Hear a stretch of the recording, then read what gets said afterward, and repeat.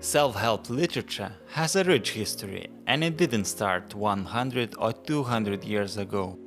Actually, it started 2800 years before our era. We are looking outwards for the solution, for the ideas, and we tend to run away from the feelings. Self-help books are a thriving part of self-betterment market. And there is a reason why some people are making fun of this category. But probably why this is such a big industry is because there is a demand and people are benefiting from it. Being kind to ourselves when we have difficult time and prioritizing our inner stability and learning to say no sometimes. My aim is just to form the attitude that your needs are important and that they need to be taken care of. Welcome to the Volunteer Support Podcast, brought to you by the European Union's co-funded project Promptus EDU, a collaboration between associations Audis Aut Mori and Building Bridges. Welcome to our podcast. This is Tadas and Gabriela, and we are from Association Audis Aut Mori. This podcast episode is about introduction to self-help. So our association's podcasts are mostly about self-help and self-care. We realize that people who are considering going abroad might face some challenges. Perhaps it's their first time living alone or the first time living away from parents, but it should be suitable for everyone who wants to improve their life quality and get some control over their lives and how they're feeling. It's very likely that volunteers might encounter psychological struggles such as being confused, stressed, tired, or missing family. And it's nice to know how to help yourself. Self-helps give you a feeling of control over your life and building self-confidence, resilience. This might lead to a higher self-esteem and just dream bigger, have higher goals and vision for your future life. So, what is self-help? Self-help is about using your own abilities and resources to reach your goals without depending on other people, on other professionals.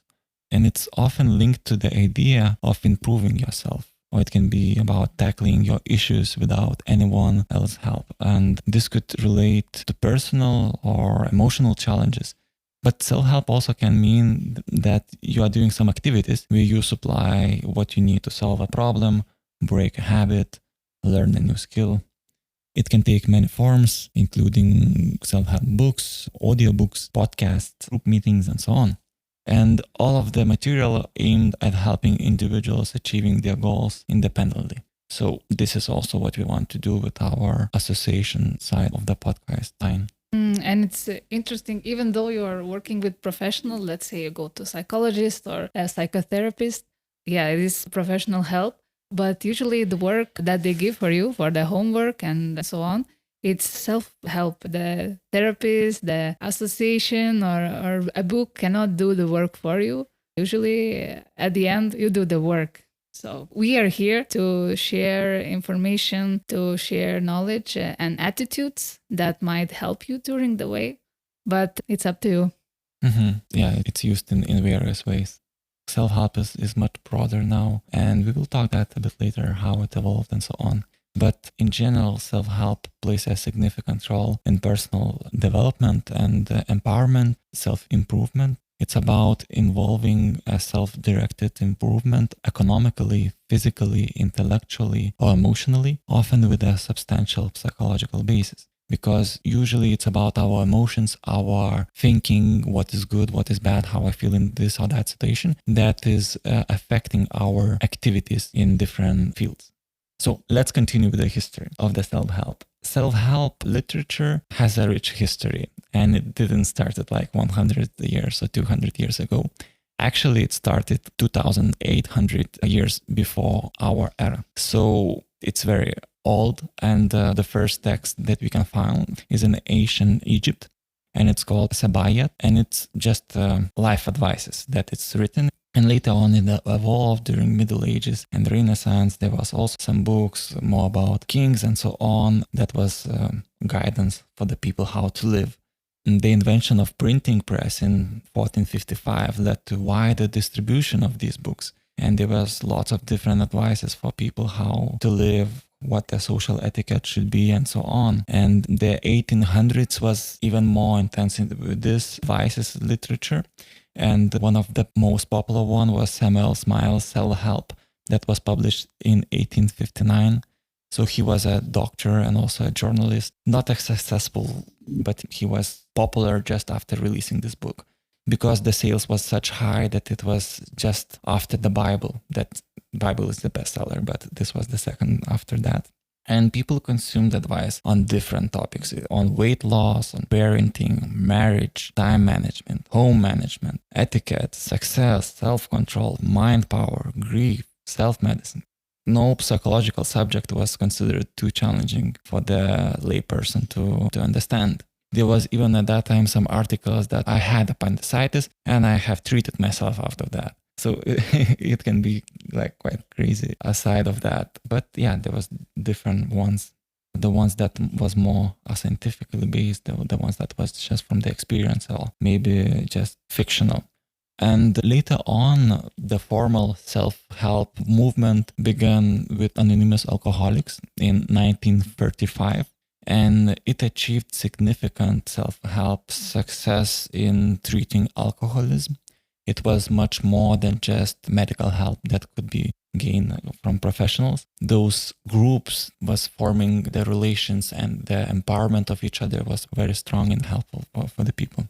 And today, self-help books are a thriving part of self-betterment market. And there is a reason why some people make fun of this category, because on one side you can find quality books and that is written based on science and it's working. On the other side, you can find some personal thoughts about how people should live. So we are living in the age where we have lots of information. And this is a skill for us to distinguish what we really need to take into our heads and what we shouldn't. So this is a risk in the category, but for sure it helps, but we have to choose. It's a big industry and has a lot of things to choose from. It has benefits, it has some like downsides. But probably why this is such a big industry is because there is a demand and people are benefiting from it. So yes, no one is regulating it very much and anyone can write a book and publish it. So maybe let's talk about the benefits of self-help. Sure. So one of them is empowerment. When people are reading or listening or somehow consuming self-help material, they are feeling empowerment because it's very positive usually. It's energetic and people understand that they can take control of their own destiny. Yeah, and sometimes it can be a little bit addictive. You find one book, okay, this is going to change my life. And not necessarily you are changing your life, but you're reading about it and you feel like, oh, I made a step. I read this article. And you talk about it with your friends. You read more and more and you feel like, oh, I'm actually taking a step. But no, it's still just a beginning. Of course, it's not just about reading theoretical things. It's about practicing. And practicing takes time and effort. Another thing about effectiveness is questionable. There are not that many research about this. And there are statistics that about 80% of people that buy self-help books are returning customers. So that means that it doesn't help, at least immediately. And maybe some people are just reading not full book or even just buying and keeping like that. So it's not the amount that you buy or you consume, but what are you practically applying? And if you're thinking from the interesting part of view, if you actually will solve all the people problems, no one will go and buy more of self-improvement books. It's quite interesting that self-help books address common life problems. And they gained more importance with the decline of other belief systems, providing a self of community. But they can also risk isolating individuals. And they offer language for discussing personal issues. And we can think that even the Bible or other religious books is also a lot about that. There's like some problem solving and what you should do in this or that situation. So we have some modern books about this. Self-help industry thrives on the human desire for guidance, as encapsulated by one ad that was saying life doesn't come with an instruction manual. So despite knowing such a manual doesn't exist, people continue to seek one.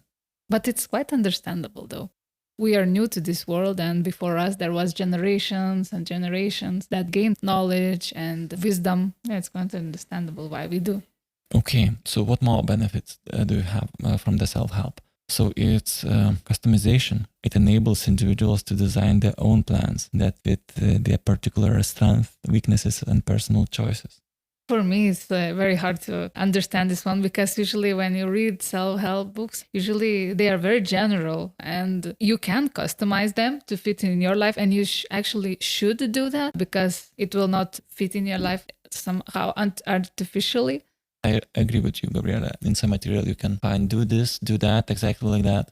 But there can be also open questions like just think about your life goals. And this would be personal. And then what first 5 steps should you take to achieve this goal? And this is also personal. So it really depends what content you're having. So another thing is self-awareness. So by increasing your self-awareness, when we read, when we think about ourselves, our life, self-help efforts can help you learn to recognize potential problems before they occur. I agree with that.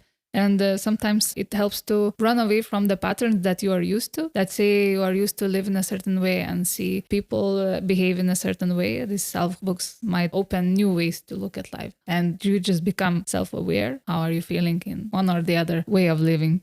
It also saves time because you don't have to go to a therapist during a certain time, during a certain hour, or go to a course for a week or a month as some kind of retreat. You can do it on your own time pace that you can practice. And when you think about it, it's very practical. So you do it every day and you don't have to go to the specific place at a certain time. It's very comfortable. So it saves time, but it saves also money. So it's much more affordable. You are not paying for consultation of professionals. You're just taking some material that is free. Some is quite cheap compared to the value that you can get. Another thing is privacy. So for those that are uncomfortable sharing their issues with others, self-help can provide a private way to address issues with your own. So another thing is that self-help helps for our health, physical, mental, emotional.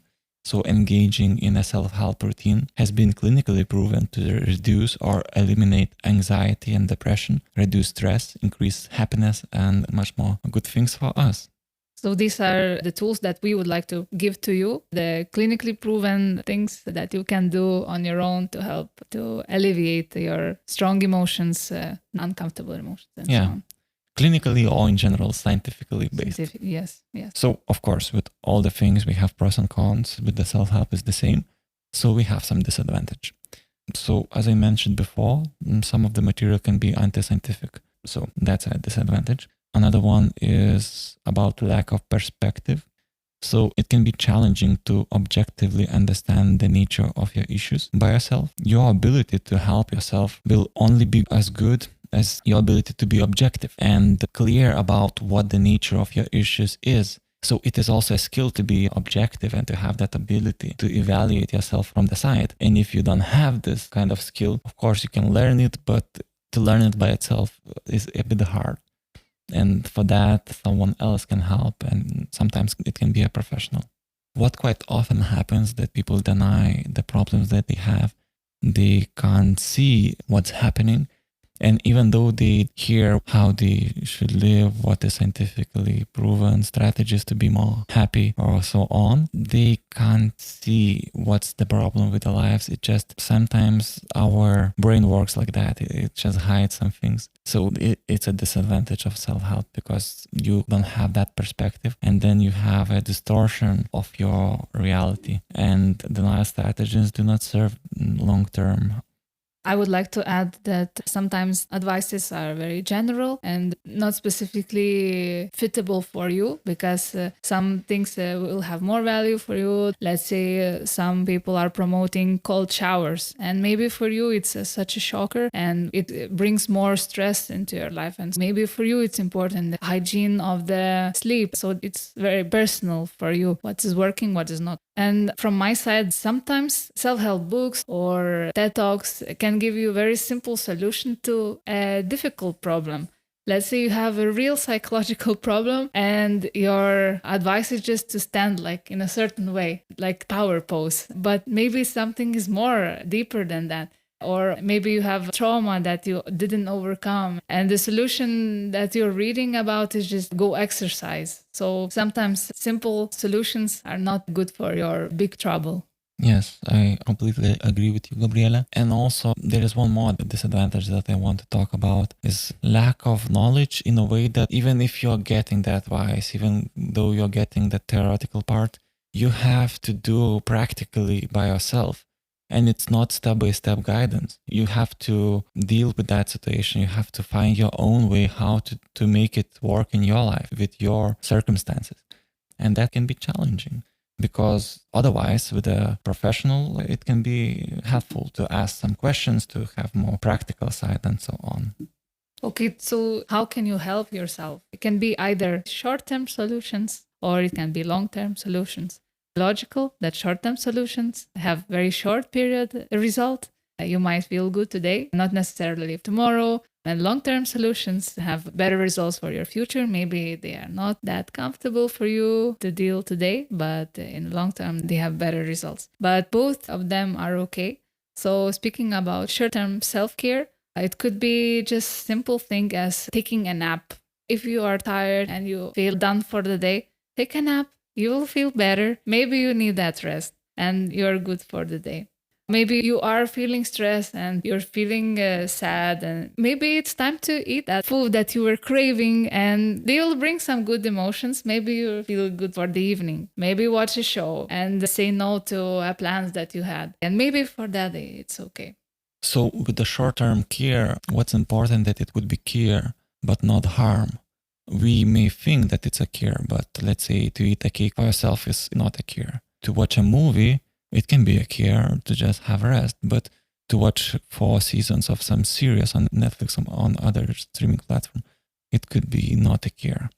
And so it's a balance of that, to have rest, but also to understand that you're not trying to run away from your goals, from your life, because you will not be happy if you will be just running and trying not to feel what is happening in your life. So these short things, if it's just about having more energy and caring for yourself, so that's a good thing, but it can also do some harm. I agree. It's like I mentioned that they do not have long-term results. But the small things add up and they are having the result for the long term, because it can be our habit that we have, like watching some series and just every day for 3-4 hours watching, let's say, YouTube videos and so on. And it can be a habit that have negative impact on our lives. So speaking about long-term self-care, hopefully these short-term temptations are not going into long-term solution for dealing with your struggles.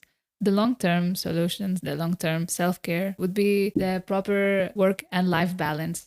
Also a proper sleep schedule. And we will talk about it because it's super, super important for your mental health and general feeling of safety and stress levels. Also a healthy diet, being outside, being outdoors, getting that sun through your skin, building the vitamin D.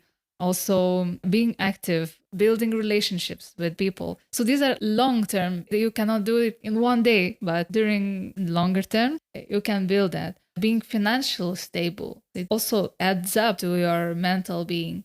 Have time to just take a rest and proper rest. Not only physically, but also mentally, do something that brings you joy, like painting, reading something that's generally interesting for you, not just because you have to read it for your studies or volunteering. So this long-term self-care that you can do.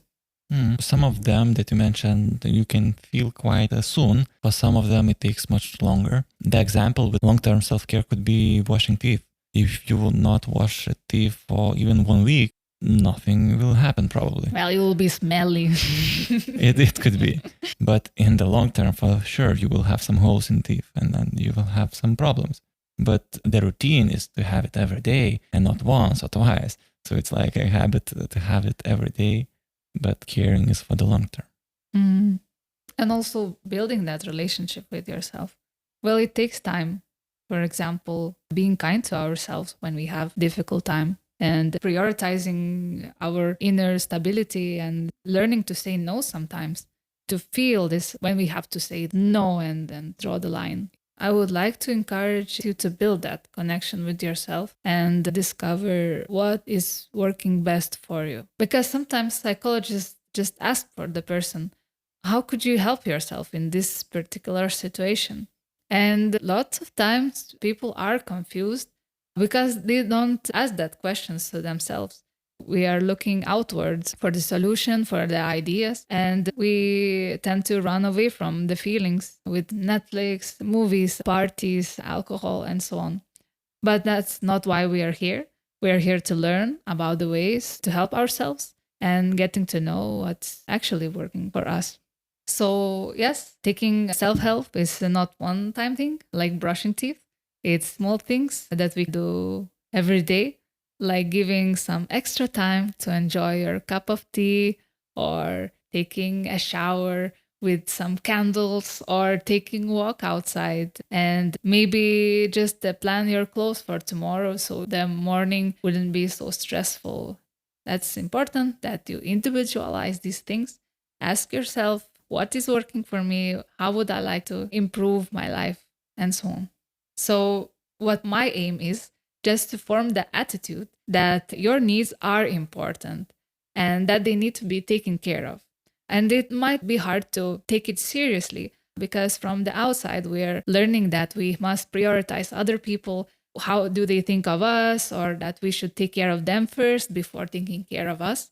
Sometimes parents teach that, sometimes society, religion, and so on. There is a saying, put your mask first before helping the other. So it's similarly with the self-care. First, you have to take care of yourself, and only then you will be a more pleasant person to be around. You can help others, but first you have to take care of yourself and prioritize.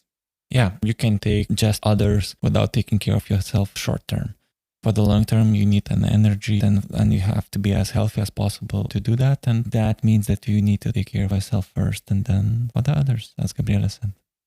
And sometimes the other attitude that is stopping us from taking care of ourselves, because we just don't prioritize ourselves. We prioritize our performance, we prioritize our work, our tasks that we have to do, and we don't take in considerations how am I feeling today. We are just pushing ourselves, and I can realize why is it happening? Probably because of your relationship with yourself. Maybe you had to push yourself, or your parents pushed you, and only that way you achieve something. But that's not the only way that can work for you. And if you're pushing yourself through longer period of time, sometimes your body will send you signals that you're pushing yourself too hard. Maybe you have nervous breakdown, you can have a depression and similar things like that. So I invite you to take it seriously. You are important, your needs are important, and I invite you to recognize them and ask yourself, how can I take care of these needs? Mm-hmm. The needs are very important, and what I heard, Gabriela, that you were talking is a compassion for yourself. So not try to destroy yourself in the process, but with love and compassion, day by day, care for yourself and others. Yes, that's a very beautiful word, compassion. Mm-hmm. So that's it for today's episode about introduction to self-help. Today we discussed what is self-help, about the history of self-help, also the industry, their advantages and disadvantages, also that there can be short-term self-help and long-term benefits. But the key message that I would like you to take to your home, that your needs are important and they have to be taken care of. I would like you to build this connection with yourself, build this compassion, and with this compassion, hopefully your journey through volunteering will be much, much softer and nicer. What I want to add is that it's also very important to have self-awareness, to understand, is it self-care or is it self-help or just self-destruction? And to make a change in your life, you have to make it practically and take some effort to do it. So thank you for today's time and see you next time. Goodbye. Bye.